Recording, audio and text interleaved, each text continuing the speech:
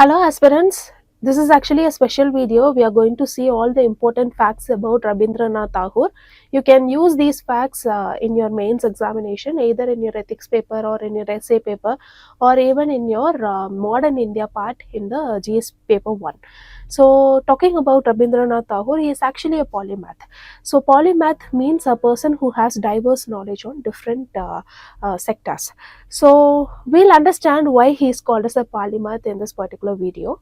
Now we are making this particular video because a lot of questions has been asked about the ideology as well as the way how they actually approached the national movement. So they have also contributed to the national movement and how different it is. So this is what UPSC is asking. So for example, here I have given certain questions. This question was asked past year in 2024. The question says, what was the difference between Mahatma Gandhi and Rabindranath Tagore in their approach towards education and nationalism? So here you can see how straightforward the question is. They are straightforwardly asking about the ideological difference between the two when it comes to education as well as nationalism. Now, talking about the second question, it asked in 2013. The question reads that Rabindranath Tagore's concept of education and nationalism was different from Gandhi's. Elucidate. So, both are same questions, similar questions actually, but phrased in a different context. So, we can see that a lot of questions are actually being repeated and it is repeated in a different note. And these are certain mains questions. Now here is a preliminary question which is also again about Rabindranath Tagore. It was asked in 2021 very recently. So we are in the point to learn about a lot of things, lot of facts about him. So let us start about where he actually born. See, he was born on 7th May 1861. He was born on Bengal Presidency and he actually belongs to Tagore family, the most renowned family in Bengal. We can even tell the Tagore family as the forefront of the Bengal Renaissance because all are active in the literature, music, art, and social reforms. Now, talking about their family background, his father is Debendranath Tagore. He is actually a philosopher and a reformist. Now, here, reformist in the sense he was very curious about killing all the social evils, and he is one of the founder of the Brahmo Samaj. It is a very evident thing. He has actually been a founder of Brahmo Samaj. So this Brahmo Samaj, it opposed casteism, idolatry, which is worshipping ideals, and promoted women's right and monotheism, which is worshipping the single god.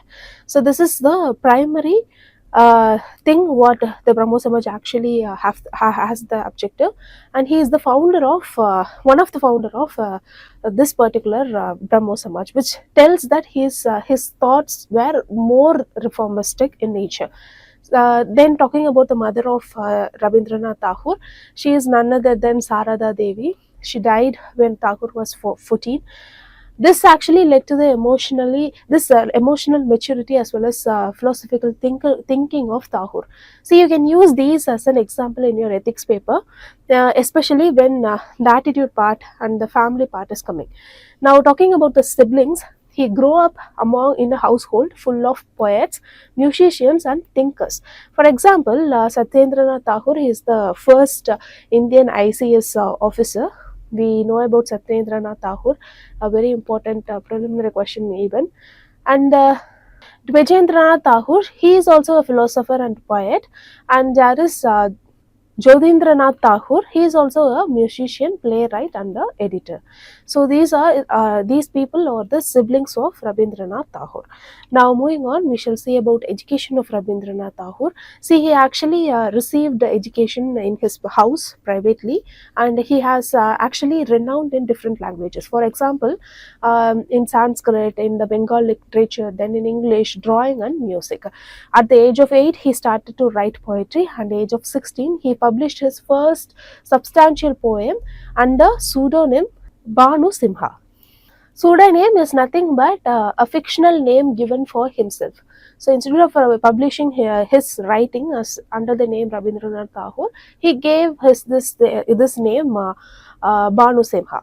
Now talking about his studies, when it comes to college, he has actually attended University College of London in 1878 to study law. However, he did not. He returned back to India without getting a degree.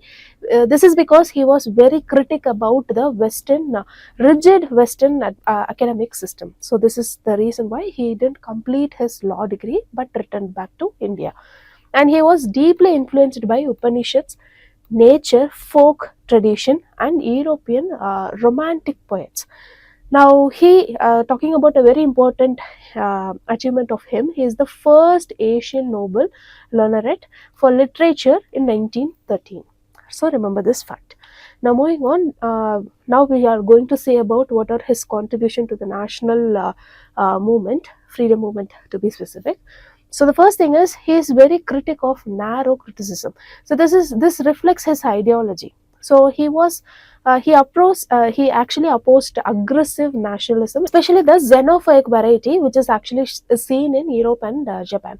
So what is the xenophobic variety is, these people, they will be having a dislike, they will be having a prejudice against people from other country. So those kinds of nationalism, extreme nationalism, he's not advocating it.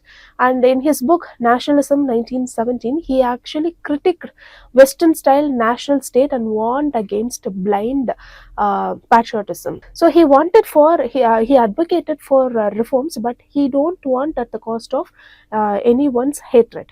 So this is what his actual ideology. And here I have given a quote: "Patriotism cannot be our final spiritual shelter. My refuge is humanity." So this is a very important statement given by Rabindranath Tagore. You can use it in your essay, because humanity is the main thing. All are human. The fact that humanity the fact that human requires humanity is beyond the borders, beyond the jails, beyond the air, and we have to survive with humanity. So this is what the actual context of the quote. Now, the second important contribution towards the Indian national movement is this Swadeshi movement, which happened in 1905. So this Swadeshi movement, it is a very important incident, because this is actually a plan which splitted Bengal into East Bengal as well as in the West Bengal. This was actually initiated by Lord Curzon, and it was opposed. He opposed Rabindranath Tagore, supported the protest against the partition of Bengal, and he even composed nationalistic song. For example, the Amar Sonar Bangla, which is the current national anthem of Bangladesh, was composed by him during the Swadeshi movement in 1905. So, apart from this, he even encouraged the Raksha Bandhan as a symbol of Hindu as well as Muslim unity during the Swadeshi period. So both this, here you can see the contradiction. He don't want nationalism, as well as he supported unity. So here you can understand how a different combo is Rabindranath Tagore.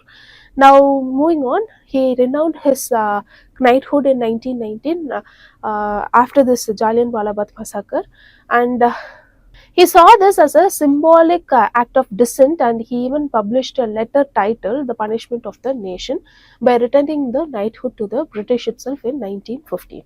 Now, talking about the fourth important thing, he contributed a lot to education, but a different kind of mode of education. So, for that, he founded Visva Bharati University. This is in 1921 at Shantiniketan in Bengal. So, it was actually a hub of cultural nationalism, which blended Indian tradition with internationalism. And he even emphasized for the rural development, self-reliance, and village upliftment, which is similar to Gandhiji's idea, but through education and creativity. So remember this, you can use these points in your mains answer writing. Now moving on, talking about debates with Gandhi. So this is a very important sector, because he publicly disagreed with Gandhi's non-cooperation movement in 1920, which happened in 1920 to 22. This is because he thought that it might spread a lot of hatred among the people, especially when they are culturally divided. And however, despite the differences, they shared a mutual respect among each other. For example, Gandhi called him Gurudev, and Tagore, he is the one to first refer Gandhi as Mahatma. So these are all very important facts that you have to remember. Now coming to the important point of the video, a comparison between Rabindranath Tagore as well as Mahatma Gandhi. So here in this table I have given you the detailed view of different both people, and here we can see a lot of similarities as well as differences. For example, here when we talk about Rabindranath Tagore, he wanted he was actually not he was against aggressive nationalism, and he promoted internationalism as well as humanism. On the other hand, Mahatma Gandhi, he advocated for constructive ethical nationalism, which is rooted in Swaraj. Then talking about the educational philosophy, he believed in individuality, while we talk about Mahatma Gandhi, he believed in manual work plus literacy. So this was the major difference between the two when it comes to education. Thirdly, the method of resistance, he preferred the intellectual dissent, while we talking about Mahatma Gandhi, he advocated for non-violent mass movement like Satyagraha or Ahimsa. While talking about modernity, he actually rejected blind westernization, but advocated for but he welcomed the science as well as rationality. However, Mahatma Gandhi rejected industrial modernity, and he promoted for rural self-reliance. Now, talking about the civilization, he believed in harmonious coexistence of culture. When we talk about Mahatma Gandhi, he advocated return to Indian spiritual values. Now, talking about the machinery, Rabindranath Tagore, he wanted machinery, and he was not anti-modern. When we talk about Mahatma Gandhi, he thought that the machinery are actually taking the places of all the poor artisans and disrupting the economy. And talking about the role of art and aesthetics, Rabindranath Tagore has contributed for the arts, music, as well as literature, which is essential for the moral upliftment. But when we talk about Mahatma Gandhi, he saw art as a lesser centered and focused on moral as well as ethical living. Now, talking about their relationship, as I said earlier, actually Rabindranath Tagore, he criticized Mahatma Gandhi for the non-cooperation movement. However, they shared a mutual respect for each other, and they contributed to the national movement through different ways, which eventually led to national independence in 1947. So these are all very important facts that you have to remember about Rabindranath Tagore. So if you like this video, or if you need videos, more videos like this, you can leave that in the comment section. And if you like this video, you can like, comment, you can share it with your friends, as well as you can don't forget to subscribe to our channel. So thank you so much for listening.